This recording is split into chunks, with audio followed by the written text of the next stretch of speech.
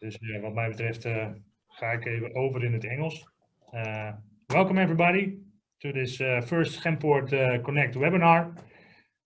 The first one in a series of 5 prior to the Chemport live event on the 17th of November. My name is Daan Boyson. I will be the host today. I'm here with Cas König, Cor Kamminga and Gerard Nijhoving. Cas König is director of Groningen Seaports, if I'm correct. Cor Kamminga will represent Chemport Europe. He is director of KNN Groep. And we have Gerard Nijhoving from Emmen, who is director of Senbis Polymer Innovations. And we will talk today about the unique ecosystem of Chemport Europe. It's dedicated to Chemport Europe, this first webinar. First, I would like to start with a little introduction video of Chemport, so that everybody has a good idea what Chemport is.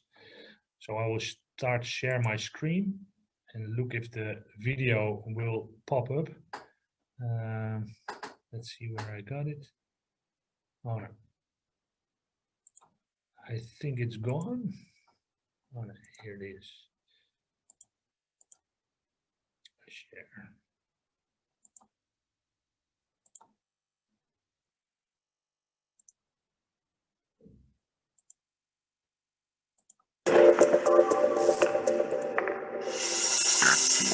Located centrally in Northern Europe, surrounded by the Nordic countries, Germany, Great Britain, Belgium and France, lies a rural area that sparks the imagination of bio-based developers and entrepreneurs. This area is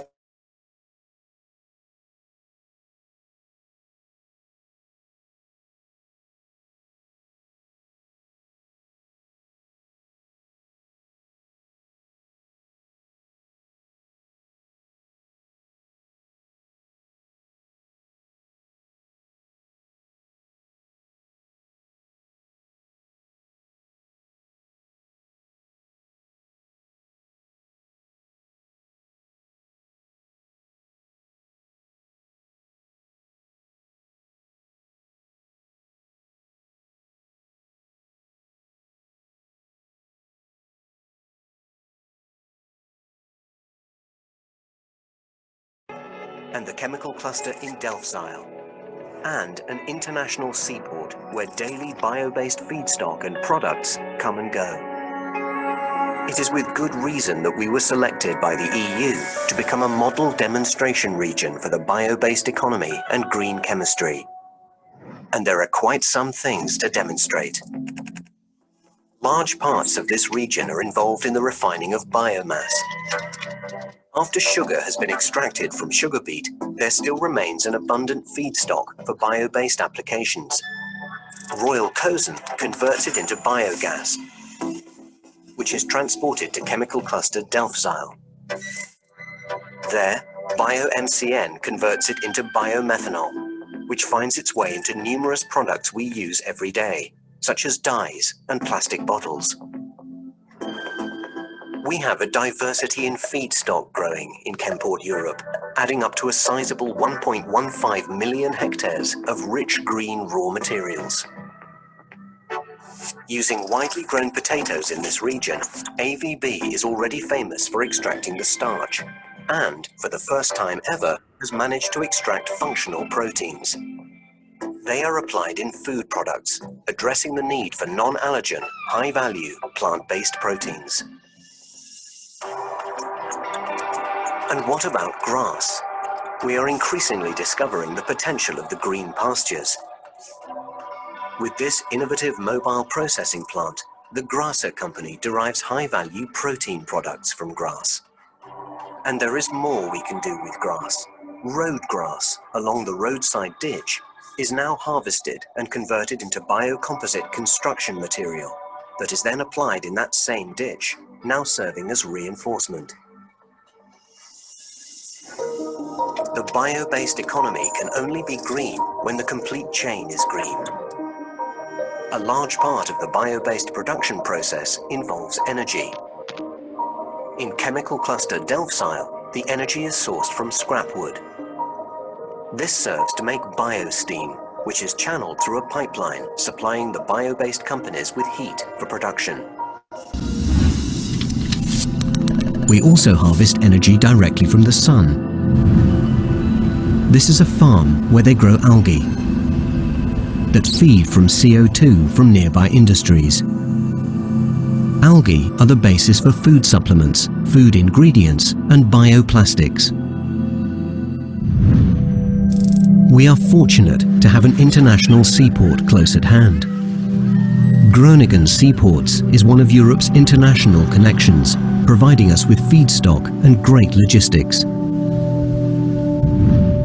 The MTech chemical cluster in Emmen specializes in biopolymers, biocomposites, and green fibers.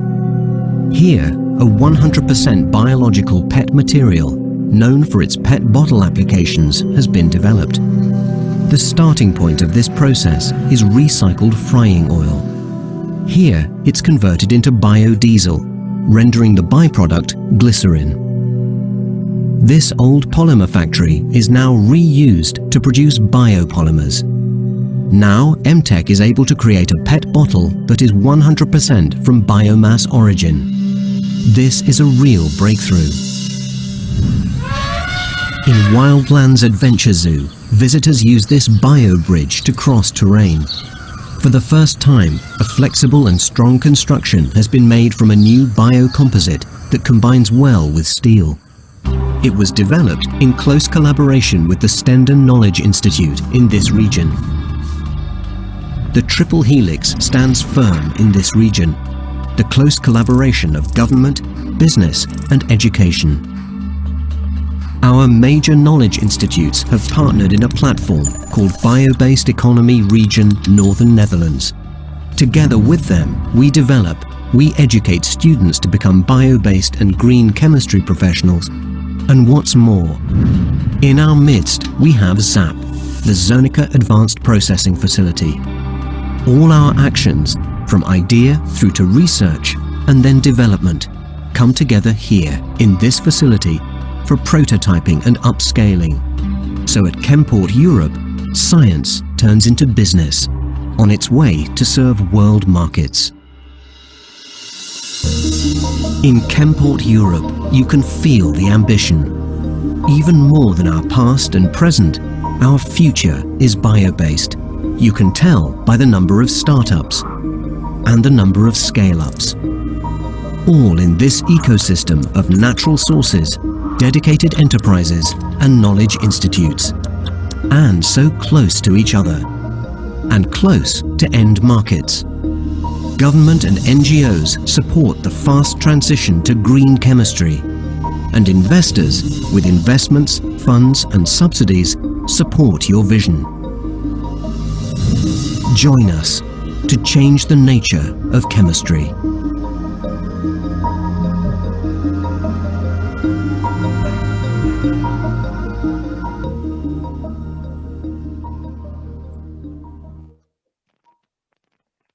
Well, I think that was a nice intro of the Chemport Europe region.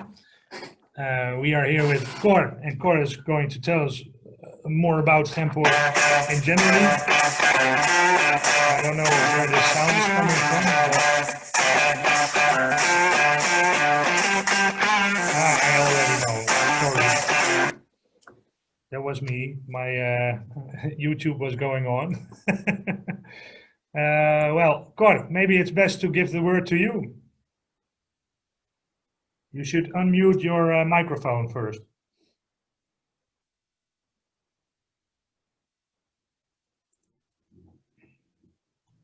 Okay, I think, yeah, okay. Yeah, I can hear you. Okay, that's fine. Thank you. Okay, dear all, thank you for joining us. Europe. This movie you just saw was already from 2017, I believe. So that means that it was from the beginning of Chemport Europe, and to show it to you because it also demonstrates the developments that have taken place in Chemport Europe over the last couple of years. And that is something we can be very proud of here in this region. And that's what I would like to illuminate a little bit more the next couple of minutes, to see the developments from this ecosystem where we are talking about, Chemport Europe, the chemical production and development ecosystem here in the northern Netherlands, where a lot of companies, but also knowledge institutes have joined forces and for cooperation on greening the chemistry here in especially the clusters Delfzijl and Emmen. And the focus you just saw, especially in the movie, was mainly directed to bio-renewable feedstock.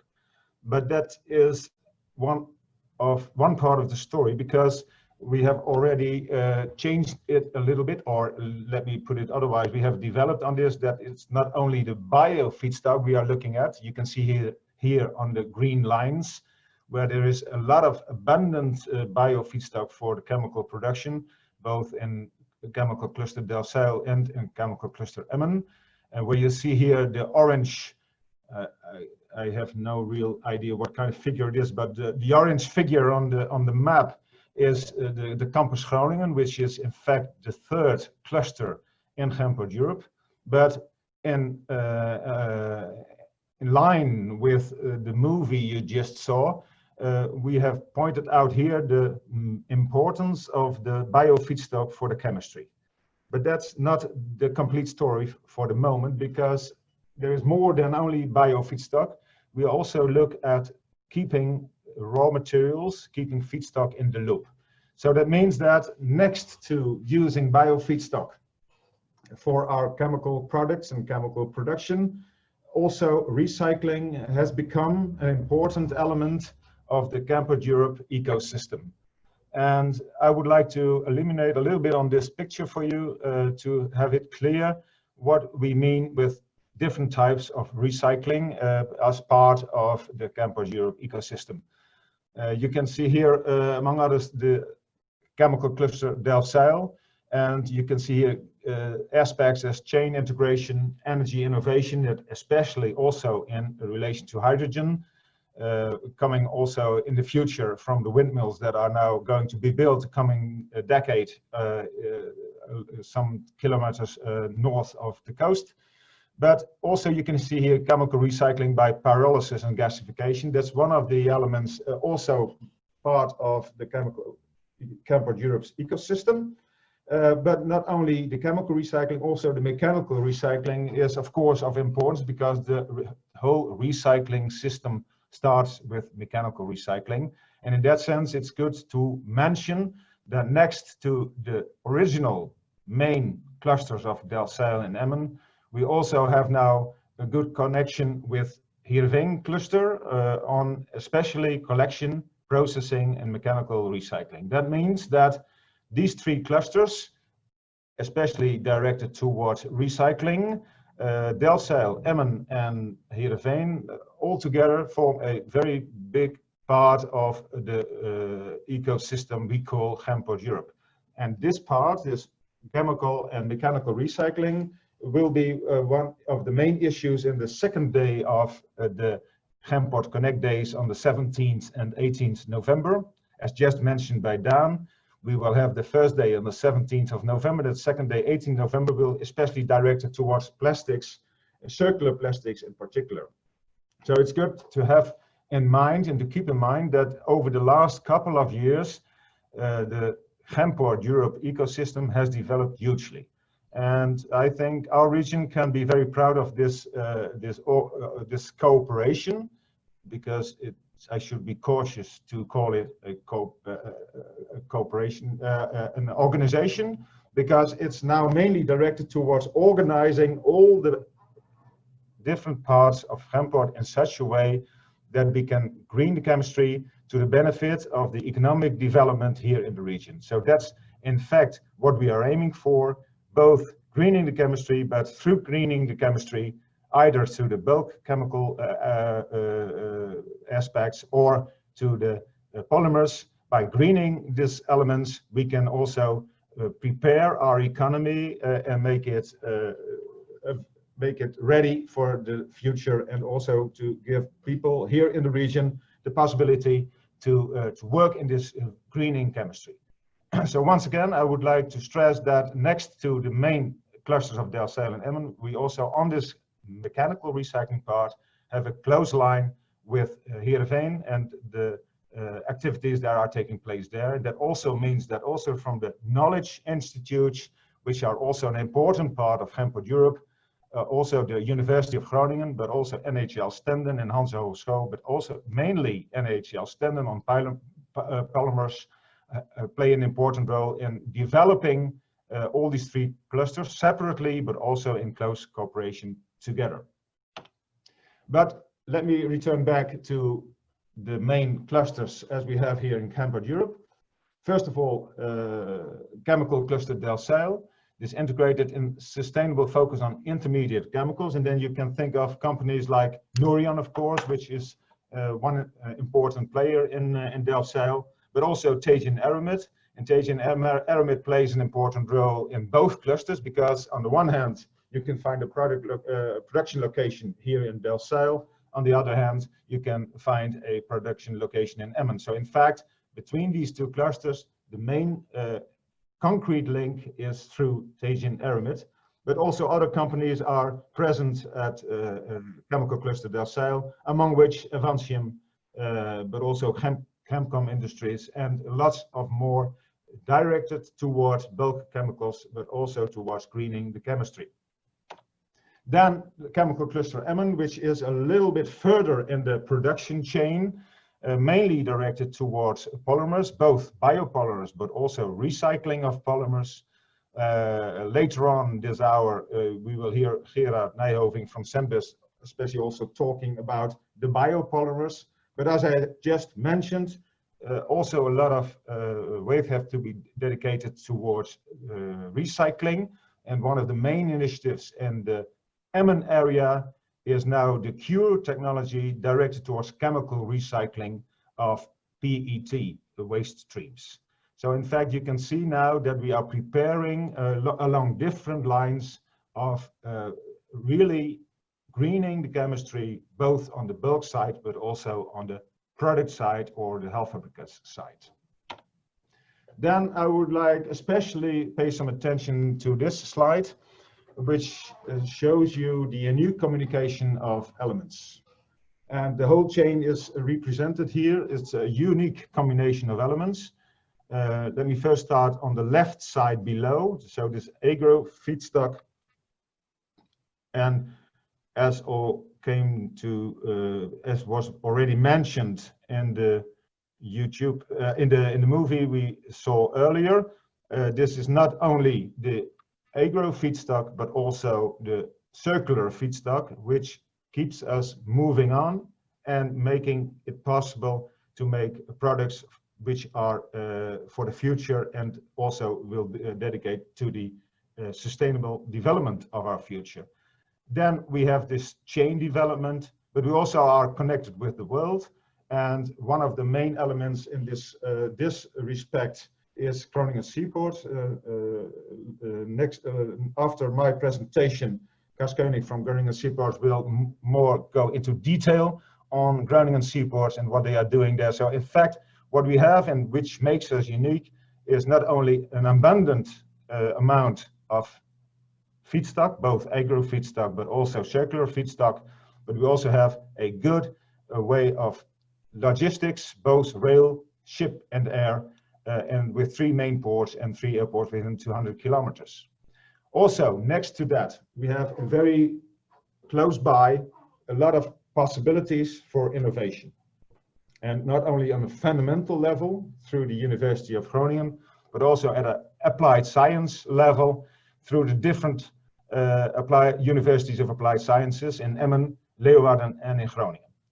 And of course, also, you may be aware of that, is this plenty availability of sustainable energy, not only for now, but also for the near future, because of our focus on hydrogen and the ambitions of the region to become one of the major players in Europe, at least, on the production of hydrogen, renewable and sustainable form of energy. So let me resume what we have been just talking about. You saw before in this movie that the green feedstock, and later on in this webinar cycle, we will also pay a lot more attention to the sugar beets and what they can mean for the greening the chemical industry. But not only the green feedstock is of importance, but also the recycling, as you can see on the picture on the right side below. And in combination, through the step of intermediate chemicals, we come in Emmen, for instance, to producing polymers and materials, but not only polymers and materials themselves, but also products out of these polymers and materials. So in fact, what we have here in the Northern Netherlands, in the Chemport Europe ecosystem, is the whole chain represented. And we are now on our way to develop it further, and therefore I was very keen on starting this presentation with this video you saw before, because already in this couple of years we are now on our way. We have seen a huge development in our focus, but also in our progress on this greening chemistry. We would like to move forward together with you and others to become one of the major regions, at least in Europe and hopefully worldwide, on the green chemistry of the future. We make it happen, as has been said here in the Northern Netherlands, Chemport Europe. I want to thank you for your attention for this short introduction on Chemport, and I would like now to give the word back to Dan. Oh, Cor, thank you for your presentation. I think it's you put it well how and what Chemport is. As Cor mentioned in his presentation, Chemport exists out of three clusters: the Delfzijl cluster, the Emmen cluster, and also the cluster in Heerenveen. Well, I've got Cas König from Groningen Seaports here. We'll be representing the cluster of Delfzijl, and maybe Cas, you can tell us more about that cluster. Yes, I'm very happy to do so. So I'll give you a short introduction of Groningen Seaports and also what we are doing with Chemport Europe. Yeah. Therefore, I would like to share my screen, and hopefully you will see this. Yep. Yeah. Okay. So I have to take a look. The next slide will go this way. Okay, so Groningen Seaports is responsible for Eemshaven and Delfzijl, two harbors actually squeezed between Hamburg and Rotterdam, and therefore not very active in container transport, but more in energy and industrial ports actually. That is what we are aiming for. And therefore, in the harbor of Delfzijl, we have the circular economy and bio-based chemicals. And Eemshaven, as you can see, offshore wind, energy, and data. We have some data centers from for example, Google in Eemshaven. And in total, we have 8,000 megawatt of installed electricity or power in Eemshaven. That was one step quick. As I already mentioned, we are focusing on energy and data. We are focusing on chemicals. And we are focusing on circular economy. Actually, we see ourselves more as an industrial area, more than we are a port. It's nice when the activities that are in our areas use the ports. That would be very good. But it's not very necessary. Let's say the data centers don't use our water system, as you can see. The industries that we are working for. I have a lot of sheets, so I will keep up my pace, and good to know that in order to reduce the CO2 emissions in our area from the climate agreement, we formed the industrial table, Northern Netherlands as we call it, And these are the companies that are within this industrial table, Northern Netherlands. And normally you should have a group of industry, and here we decided, based on the fact that we know that in order to achieve the goals, we need each other, and therefore we decided at that very moment we also put in the agricultural sector, so EVB, Friesland Campina for the dairy industry, but also I think there's another one, the sugar union, of course, for the sugar beets. And that's not only industry and agriculture, but also the power industry, let's say the NG, Nuon Vattenfall, RWE, Eneco are represented in this industrial table. And together with this group, we made our plans and we made our vision and how it's going to develop in our region. So we had to make a slide from 1990, the CO2 emissions, and then the reduction in 2017 and the reduction in 2019. And as you can see, the reduction is already there, 52% based on the emissions per ton product, because the absolute emissions of CO2 was going down, and in the meantime, the production volume went up. So, if you look at the CO2 emission per ton product, we are now at minus 54%. So we are almost there where the government wants us to be in 2030. If we look at 2030, then we see that we even could go to minus 73% in our area. We will see that the production, as you can see the slide, the production will go up till 2030, and we believe that the CO2 emission will go further down. And it's all based on projects that the group of 26 companies informed us about. And here you see how the emissions are going down. So we are now here at 2020, and we are aiming for, let's say, at least here. This is the minus 52% in absolute figure, and you see several ways how we believe that we will achieve this goal. This orange block here is one project that's not 100% sure, that's still in a study phase, but if this will be realized, then we will end up with not only minus 52 but minus 62% of absolute CO2 emissions in our area. And the area is then the wider area is the Chemport Europe area from Emmen to Eemshaven.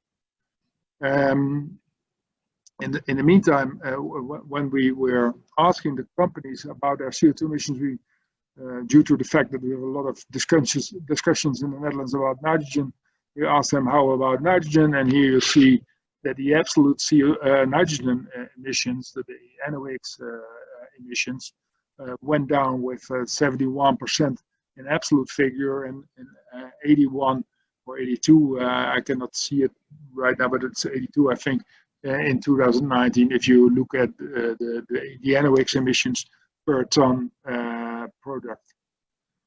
So that's going in the right direction. I think you're all aware of the fact that you have different ways and different scopes of CO2 emissions. We are here looking at all the three scopes that are there. And how do we do it in our area? How are we, as a harbor authority, helping our companies to achieve these goals, to be more sustainable? Therefore, we have a lot of utilities in our ports. Still some utilities we are developing, but at least we have a nitrogen system, we have a steam system, instrumental air, saline wastewater, industrial water, and there is already a hydrogen pipeline. And as you can see, the red stripes that will be this hydrogen pipeline will be extended to more companies. And this is the way how we make sure that companies can work together in order to achieve their goals in the reduction of CO2. just by using material from each other. Also in Eemshaven, we have these type of system, partly still under construction, but partly already there.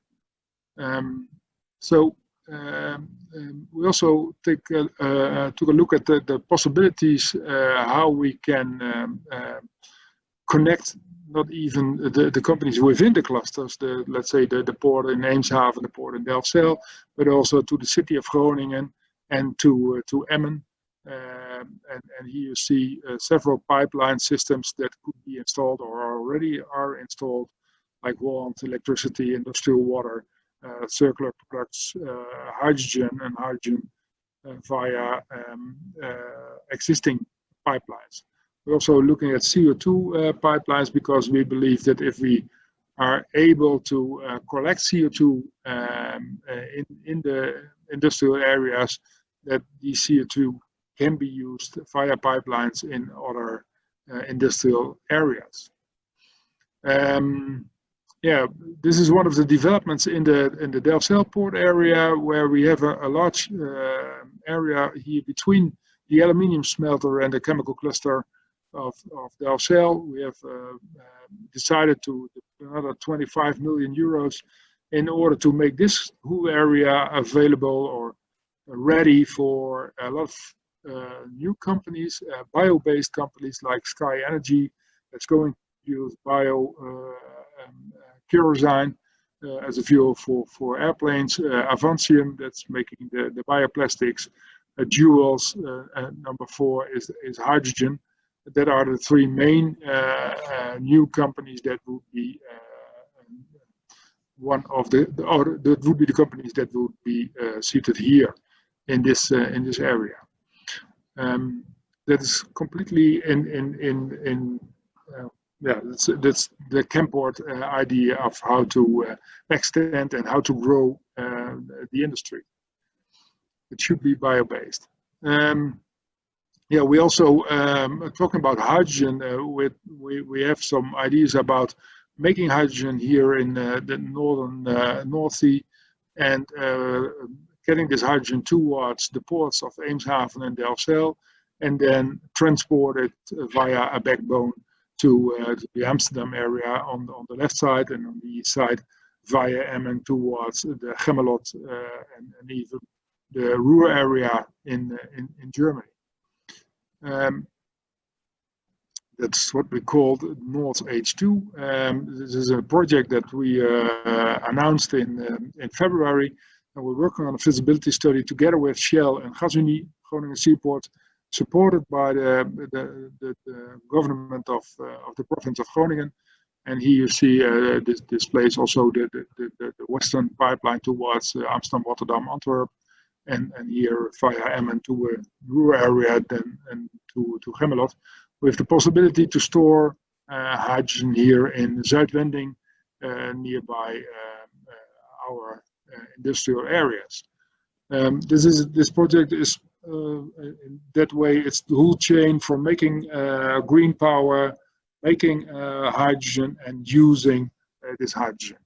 There are 6 reasons why this is very logical that it will happen over here. One is we have a lot of space in the North Sea to install these large wind farms. Secondly, we have the space in our ports to build the electrolyzers. Third is there are some consumers of hydrogen in our ports already. We have a very dense, that's the 4th reason, a very dense system of pipelines from Gasunie that can be used for transporting hydrogen. And the 5th reason is actually the storage possibilities here in Zuidwending. And the 6th reason is that the university and the Hans Hogeschool Stenden are focusing on hydrogen with their students. So 6 reasons why this is very logical that it will end up here. Here you see a picture of the pipelines that we are installing nowadays for making the hydrogen backbone in Delfzijl. The blue line is already existing, and the orange line will be installed. It's not 100% sure if it will go via the dike or just over the cluster, but this gives you an idea. This is a plastic pipeline discovered by Groningen Seaports, and the king has signed his one of the pipelines, so it must be good. It's certified, not only by him. Together with the companies that you see below, we are introducing hydrogen in the Dutch society and therefore we support the Dutch Olympic team with the Port of Amsterdam, Gasunie, Shell, Stedin, Toyota, Remea, and Groningen Seaports in order to get everybody aware of the fact that hydrogen is not dangerous, or not, at least not more dangerous than natural gas, and hopefully it will give a big jump for the CO2 emissions in our area, in the Netherlands at least. That's my contribution. Thank you, Cas, for your contribution in this. I think that your presentation is a big lesson here. That the big lesson is that we need each other to achieve our ambition goals, in specific in the energy transition to hydrogen, but also to grow a bio-based and circular chemical industry. And when we talk about this chemical industry, it's not only the cluster in Delfzijl with the intermediate chemicals, but also the cluster in Emmen that has a crucial part to play in Chemport Europe. Maybe Gerard can talk us through what they are doing in Emmen. Yes, sure. Well, good afternoon. Thank you, Dan, for the floor. My name is Gerard Nijhoving. I'm entrepreneur and managing director of Senbis Polymer Innovations, as just said, located in Emmen on the chemical site Emtech. I will tell a little bit about that. I will tell a little bit about our chemical cluster here in Emmen, but first I would like to give a short introduction about Senbis Polymer Innovations. We're an SME, so a smaller company, and maybe not everybody in the audience knows the company, but we're quite an active company, I think, on this site. I just have to share my presentation with you. Share the screen. All right, I hope you can all see my screen. Okay, as said, first a small introduction about Senbis. Senbis is basically an R&D service provider to the polymer industry. And besides providing R&D services, we also develop our own products, mostly based on biopolymers, and which we sell in specific sectors. I will give some examples about that later in the presentation. Senbis is located on the industrial park called Emtech, and I will tell a little bit more about this chemical cluster here in Emmen and the kind of activities we have here and the cooperations between the companies and the Knowledge Institute. Emtech Park is a little bit comparable, I think, to the size to the presentation we just saw in Delfzijl. So also there we have on-site utilities that are produced, like energy and nitrogen, that are being used by the industrial site users. But we have a different focus area, as was explained in the introduction. Here in Emmen, we clearly focus on polymers and on products made from polymers, whereas in Delfzijl, the focus more on chemicals. So the cooperation between these sites in Northern Netherlands is a very logical one, if you ask me. A little bit about the history of our company, which is actually very strongly related with the history here of the park, because the site was built in the 1950s, and for many decades it was operated under the company Akzo Nobel, and I believe Akzo is also still located in Delfzijl, so we have a mutual history there. In the end of the 90s, Akzo Nobel sold actually sold the park. And We as a company, we were the old research department within AXO that carried out the research on PET, so polyester and polyester yarns. Now, AXO sold all of its activities related to these kind of polymers and yarns, end of the 90s. And you can also see that here on this industrial site. There was a polyamide production facility which is sold to DSM. So they are now located on site. Teijin AXO developed a product called Twaron, a very strong fiber from aramids, which is sold to Teijin. So that's now a very big producer here on site. And actually the PET activities, they didn't manage to sell, and they continued under the name of Accordis and Dioline. Unfortunately, Dioline went bankrupt in 2008, and they still produced PET resin and PET yarns here on the site. And the research facilities from AXO were moved in 2003 to Emmen. So in 2008, when the bankruptcy of Dioline took place, our company continued as an independent company. The research department continued as an independent R&D company. Yeah, so since that moment, we've been offering R&D services. In 2014, a new company was founded, which produces monofilaments for 3D printing, which was later sold to BASF. So now BASF is also one of the companies active on the site, but very specifically focusing on 3D printing. But they're quite strongly growing in that market segment. I started in the company. I started at the company in 2016 as we took over the former research company API, and together with our shareholder Sunol Biodiesel, who's also located on the park producing biodiesel from used cooking oil, we continued under the name of Senbis Polymer Innovations. So Senbis is performing R&D and upscaling for other customers, but we also develop products ourselves. Here are a few examples. Now we focus strongly on biodegradable plastics. And the biodegradable plastics make most sense there where it is, the plastic has a high likelihood of ending up in nature or ending up in a organic waste stream. So typical market examples are in horticulture, in agriculture, fishery, greenery, or sports. And here you see a few applications. Mostly we have still a focus on one of our specializations, which is yarns, multifilament yarns or monofilaments. Now one example, for example, you see here is a nylon trimmer line. Which, yeah, when you cut your grass using such a trimmer line, you spread a lot of microplastics in the environment. So it's a very clear example of why a biodegradable polymer is of added value in such application. Another project where we're currently working quite intensively on is to develop a fully compostable artificial grass. In the Netherlands, there has been quite some commotion surrounding artificial grass. One major problem is the waste issue.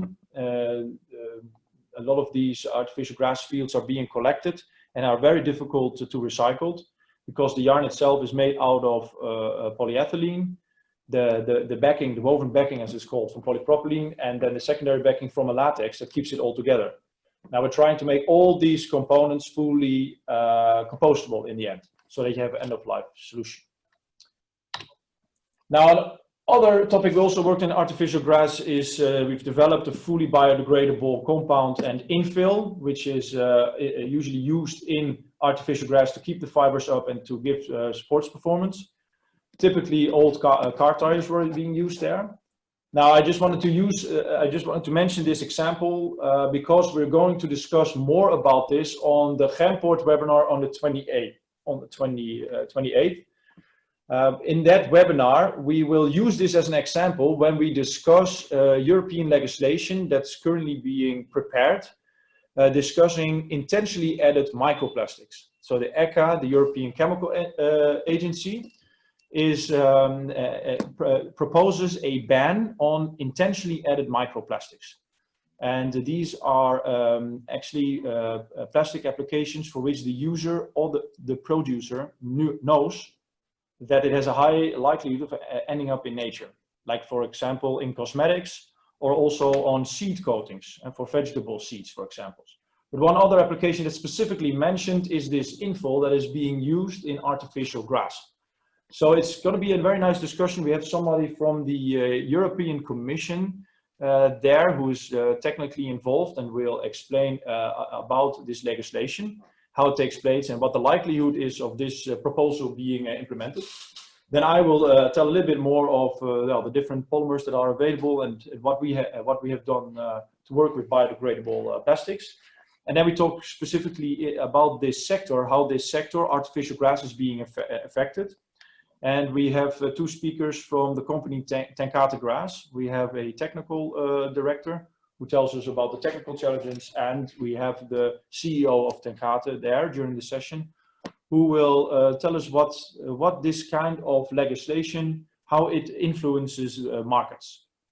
So it's basically about how legislation changes the plastic sector in general, but then specifically an example of artificial grass. So then the link back to the cluster. Typically in Emmen, our activities, first activities in the chain are polymerization. So we basically purchase chemicals or so-called monomers and can polymerize it to polymers such as polyesters and polyamides. That's what we are specialized here in Emmen. We have facilities for post-condensation to improve the viscosity, compounding facilities, but also for yarn spinning, 3D printing, and the last pillar would be injection molding. We also have a few companies focusing on that, such as HP Molding and VDL Wientjes, located in Emmen. Now, if you look to all these technologies, then we have them available at different scales, and I think that's quite unique that we have all these subsequential technologies available at different scales. Not all under one company. There are different companies fitting in this puzzle, so to say, but we have them here on site or in the region, all related to polymer development and polymer production. And so these are the technologies that are available. If you look to the bottom of this picture, you see polymer laboratory. That's very important. Here the MTech site has a very nicely equipped polymer laboratory for quality analysis, which they operate around the clock. So that's very convenient for producers that are here on site. We as Senbis are located here with the extensive polymer laboratory and pilot plant facilities to do the research on polymers and on applications such as the fibers, yarns, films and foils. But we also have research institute in the region with whom we have a strong collaboration, such as NHL Stenne, located here in Emmen, or the University in Groningen. Now, if you consider all these laboratory facilities, they're of course very important and supportive if you want to operate a production here or if you want to execute research. Now, we cooperate together when it comes to facilities under this brand name of SPIC Emmen, called the Sustainable Polymer Innovation Cluster. But SPIC clearly focuses on sharing the equipment and showing it to the outside world. We have applied also for subsidies to further invest in new equipment that can be supportive for our R&D and upscaling surrounding sustainable polymer development. I just wanted to announce that later this year we will receive or install a new twin screw compounder and a new monofilament and multifilament spinning line. If you want to have more details on that, you can contact us later. Yeah, so that is the cooperation regarding the, let's say, the equipment over here. Now, within this chemical cluster, we're now also looking if we can cooperate a little bit more intensively together. So we are trying to start a project which is called the Chemport Industry Campus Emmen. The idea is to make a start of a campus, and we see it. I basically now wrote down three pillars for the project. One is we have to organize a campus organization here from Emmen to coordinate all these kind of activities. We want to have a physical place where the activities can take place. So we call this the Innovation Center. And then we are defining mutual research programs all related to sustainable polymers. Now you see some logos here from companies and organizations that are involved at the start now of looking into this campus. But clearly, as you can clearly see, the name includes Chemport Industry Campus, Emmen.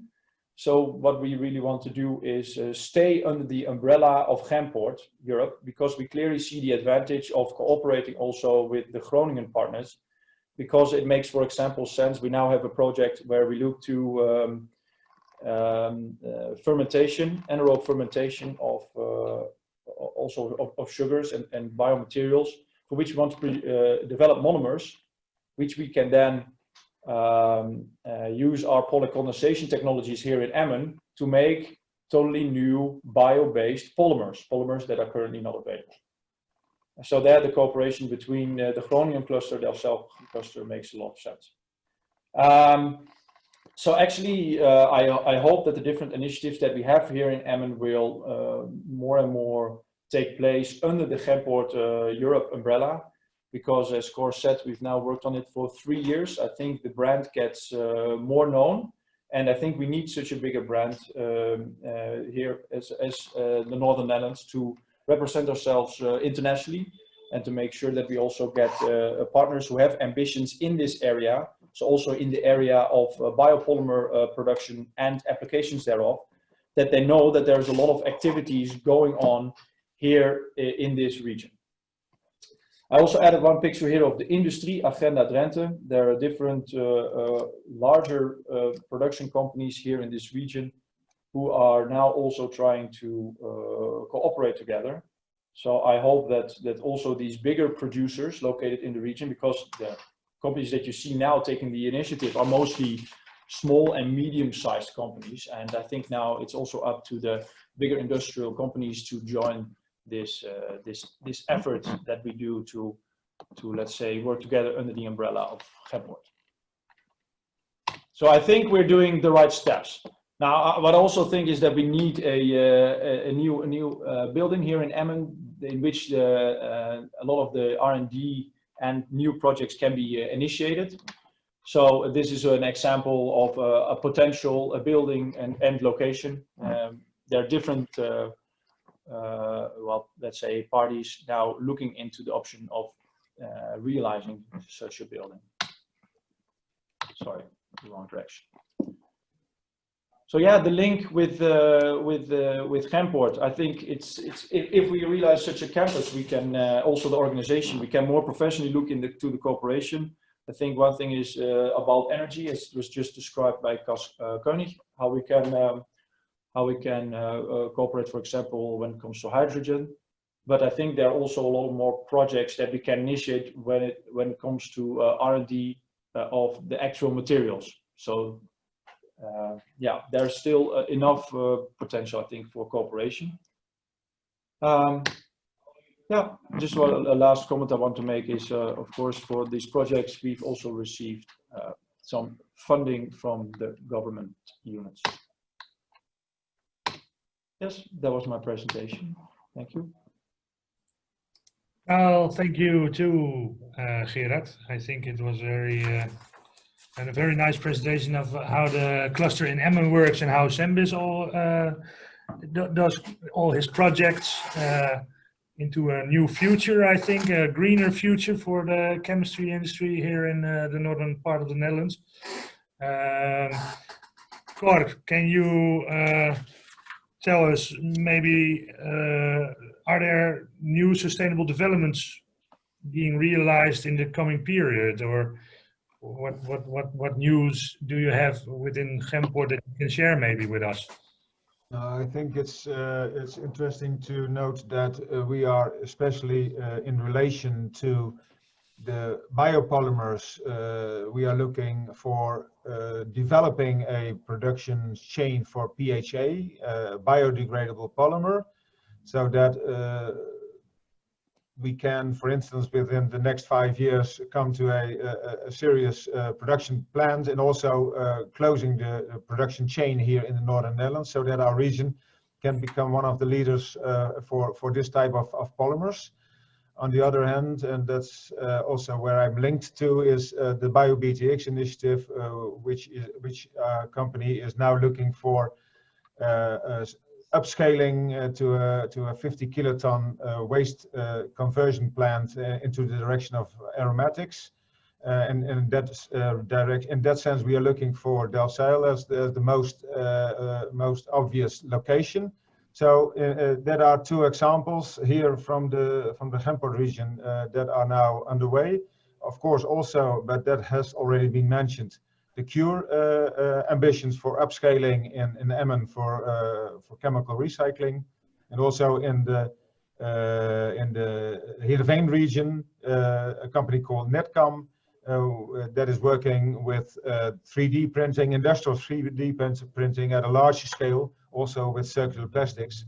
So in fact, these are four examples, which gives us the opportunity as a region to become a leading partner in the entire production chain, looking also on the knowledge institutes, the production companies and other partners we have here available in the region.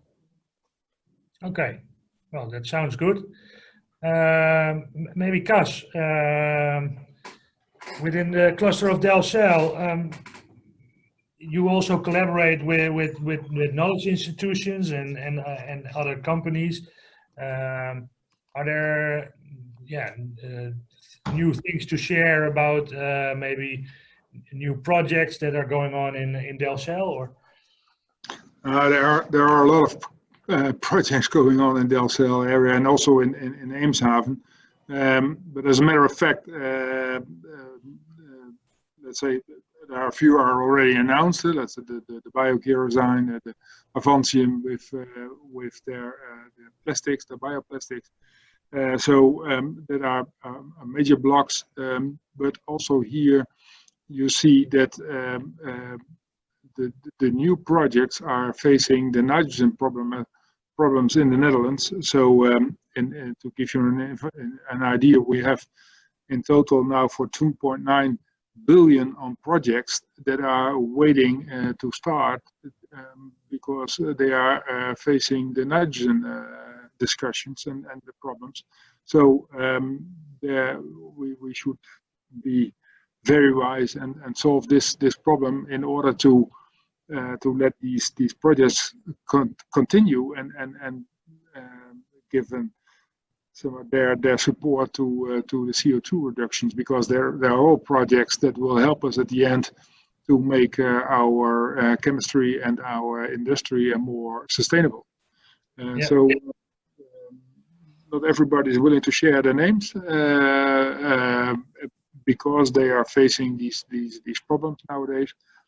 And we as Groningen Seaports are focusing on collaboration with the province in order to solve this problem.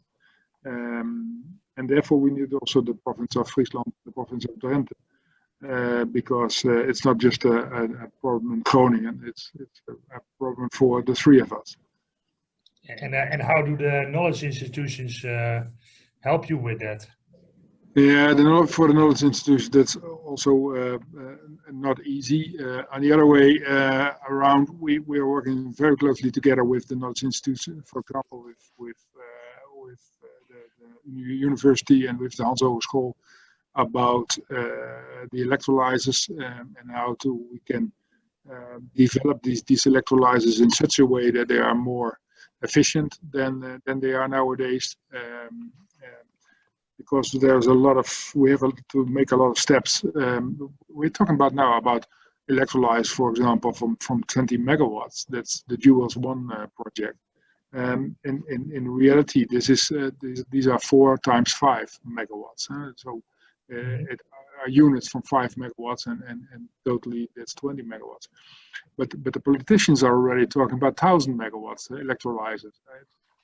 I mean, therefore, there's a lot of innovation that should take place in order to achieve these huge upscale of electrolyzers. That can be useful. That can help to reduce the cost of the production of hydrogen. So we need them. We need it, and we need them. So the universities and so on. in order to achieve these cost reduction goals. Okay. And do you have any idea when you look in years how long it will? No, that's difficult. That's difficult. But what we are aiming for with the North H2 project is that we have total installed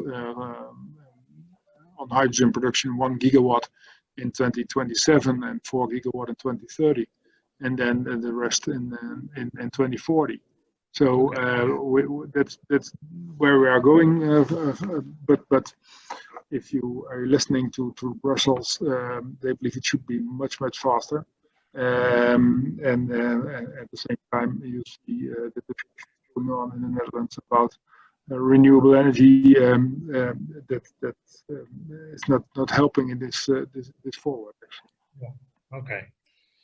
Well, thank you for that, Gerard. When we go back to Emmen, you told us about the ambitions a bit.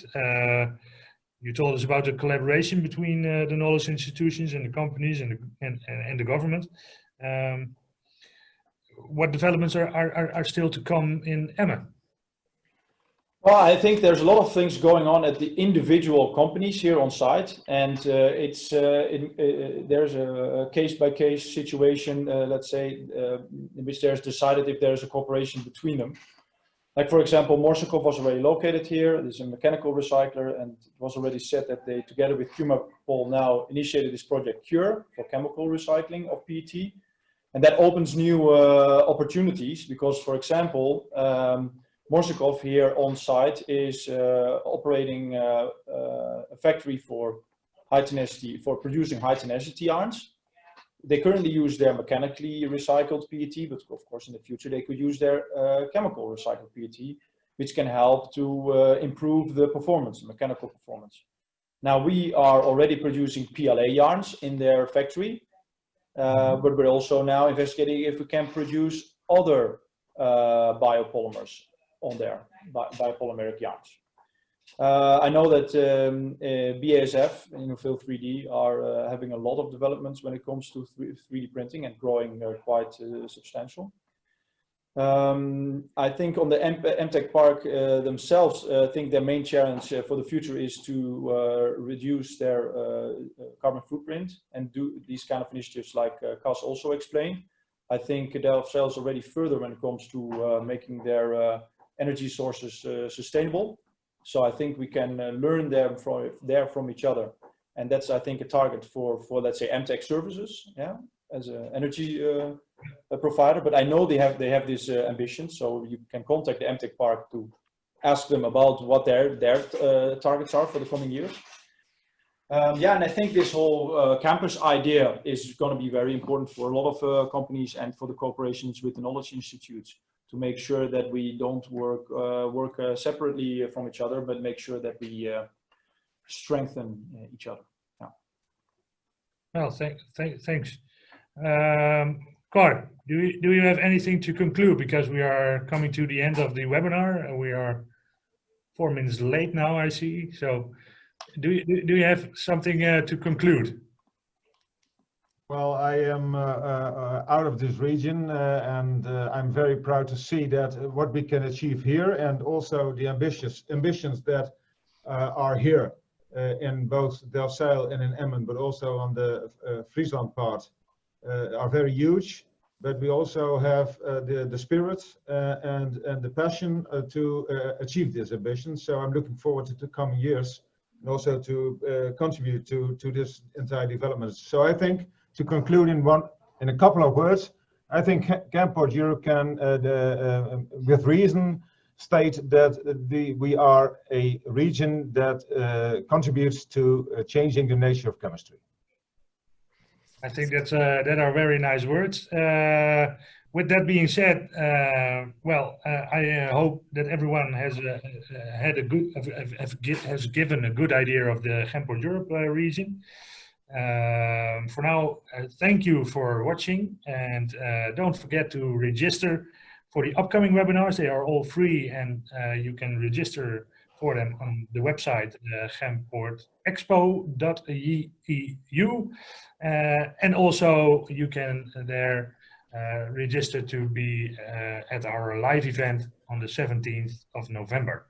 I wish everyone a good evening, and well, thank you all. Thank you, Dan. Thanks. Bye-bye. Bye-bye. Bye.